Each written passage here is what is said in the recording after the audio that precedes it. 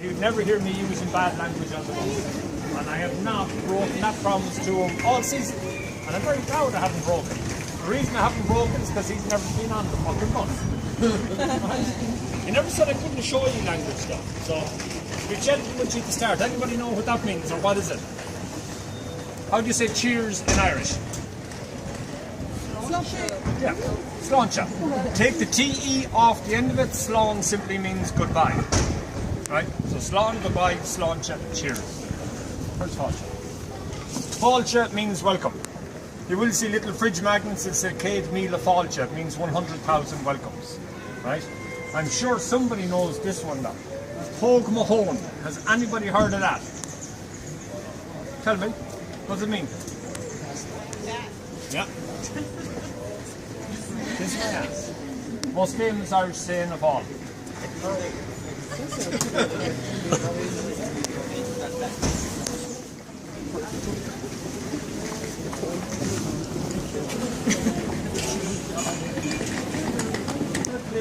We will go for lunch.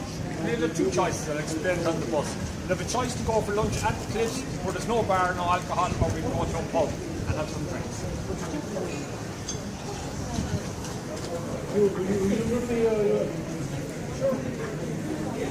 This place here called Coco's, so make sure you get something to eat before we leave all. We are going to be hungry for now. They've agreed to give 10 or 15% off whatever you want to eat, coffee, sandwiches and all that kind of stuff. Now, as I said,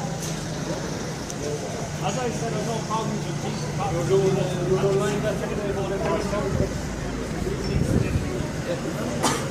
when you put something going, they're going to kidnap us for the first time. He says, I will not do it, and I will do that. But if you combine the ball, you can pop it.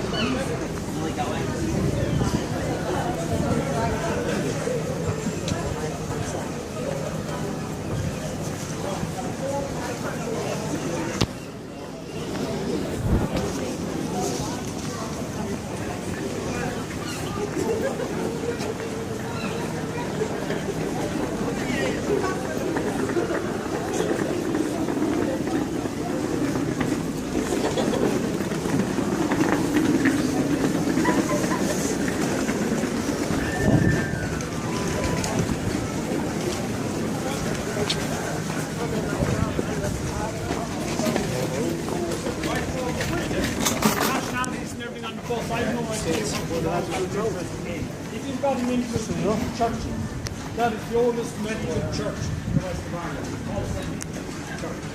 The weirdest thing ever done with that was when Oliver Cromwell took down the city of starvation for 9 months, he used that place so you couldn't there look around, you see some funny things on the wall, that's where horses were tied and you don't know 3 hours stuff, you don't have 3 hours, it's there. But it was linked to the church,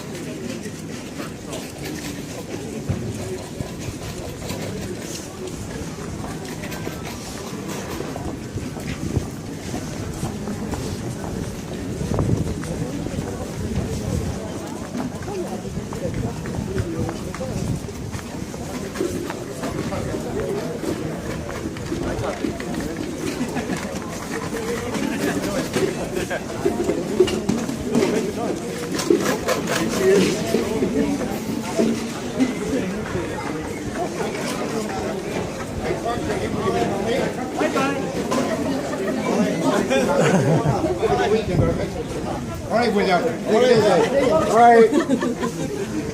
Right, folks, what is the best pub to drink in Galway? Now, the reason it's called the King's Head, Oliver Cromwell did not like Charles I. He made no plans about it. Oliver Cromwell was in charge of the English army, and he wanted somebody to behead Charles I. The only person he could get was a drunken man from Galway that agreed to do it. When he was drunk, and then when he said he'd do it, he sobered up. But he actually did go and do it, so he did. He was promised any building in the city, so he walked up and down, he saw that building. There was a house at the time. There was a family living in it. They were thrown out in the road, and he was allowed to live in it with his family. Later on, it got turned into a pub. The reason it's called the King's Head is because he took the head off Charles I. The moral of that story is, folks, any pub in Ireland that an Irish person has taken the head off a King of England, it's a good place to drink. Anybody here staying in Galway tonight? Where's my one person who's staying in Galway? Right behind it there's a bar called the Dáil Bar. Steak, chips and a pint for €17. A pint here is a fiver, so steak and chips for 12, then on top of that is good. It's good steak.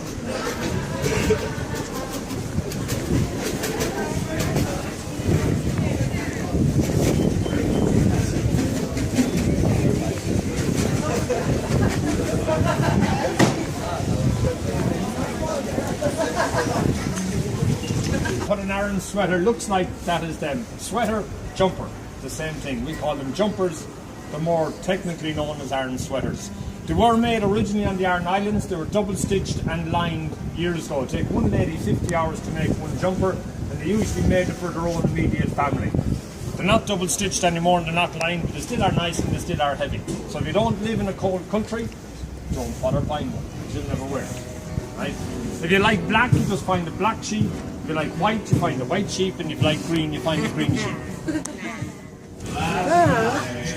Green sheep! Come on.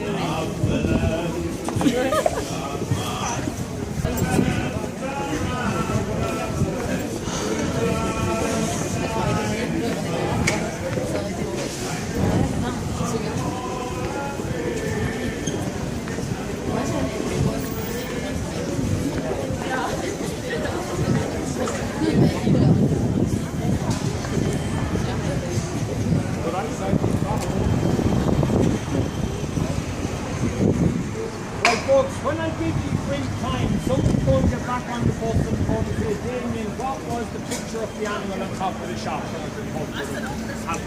That's it there. See the animal, the hair? Now, the story with that, the lad that lives in the house, it's her birthday for the 7th. Here we did start looking at organisation called RSPCA. Anybody know what the RSPCA means? Organisation that prevents cruelty to animals. So that's what the hair is supposed to be doing. The binoculars is looking at somebody that's being cruel to animals. Somebody's going to ask you, so there you go.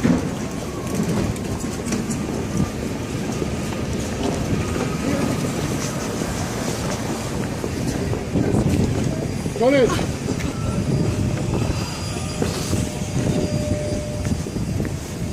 One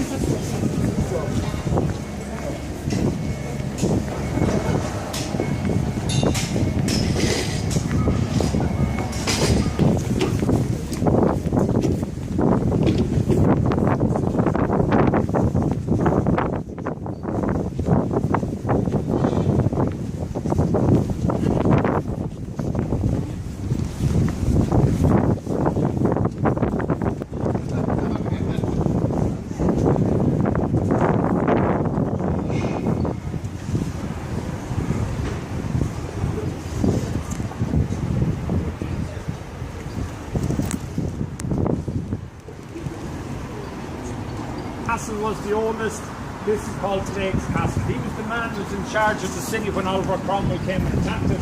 He's the man who gave the order to surrender after being starved for 9 months by Oliver Cromwell, because Oliver Cromwell couldn't get into the city walls. What century is that? Yeah, 15th century, just checking, yeah. So Drake's Castle, Costa Coffee was not there since the 15th century, okay? Just to clarify that point. Right, has anybody got a Claddagh ring on their finger? Anybody wearing a Claddagh ring? Anybody know about the Claddagh ring? Right. That's the Claddagh ring. This shop would be probably the oldest shop in the city for making them and selling them and the whole lot, but it's 2 hands, a heart and a crown, right?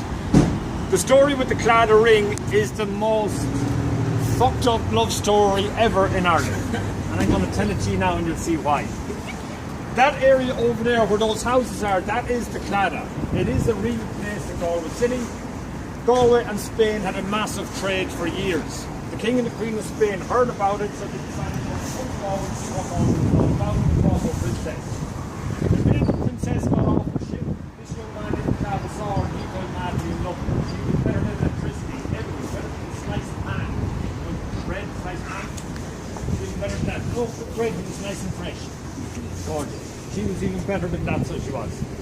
So he fell madly in love with her and he decided he was going to prove it. So he made the Claddagh ring for her. And now the symbols on the Claddagh ring are, the young man is giving his heart to the princess. The hand to the man, the heart belongs to the man, he's giving it all to the princess.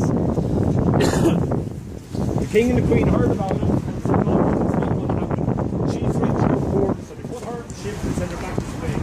The man was still convinced she was the woman for him. He got on the ship and he followed her. Oh, you know, it's lovely ever heard anything from your man again. Don't know, did the same ship? Did he find him? Did the king kill him? Did the queen kill him? She just say no to him, don't know. He's never ever heard of again. But the Claddagh ring is still here today. Now the Claddagh ring, you can get it in gold or silver. You can get it with diamonds and birthstones and all these kind of things. But a Claddagh ring is only legit if it's in silver and silver only.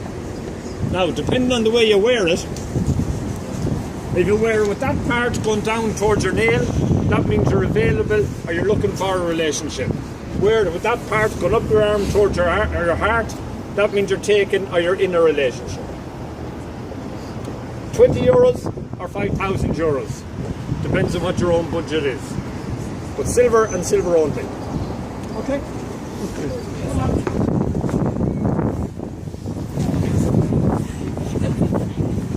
Run down there to the edge of the water, there's two more down there. Right folks, this is where I'm going to leave you. This is where you get your free time now and you can back the bus at 10 to 12. You know where the bus is? Straight up that road to Ayr Square. And down in the bottom. Where I left it, that's where it's not going to move. Where is Portugal? Where are you? Where's Portugal? You didn't have a tsunami. Where? See those two arches over there? There used to be four. Spanish arches. There used to be 4 arches there once upon a time. Even though I was told by these two lovely ladies from Portugal that Portugal never had a tsunami, it did. In 1757. In the 1750s.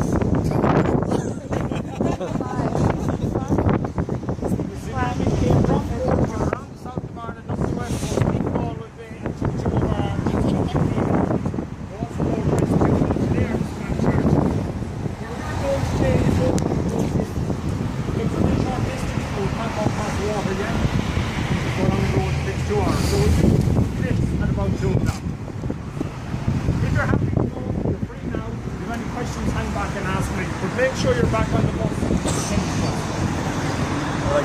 10 to 12.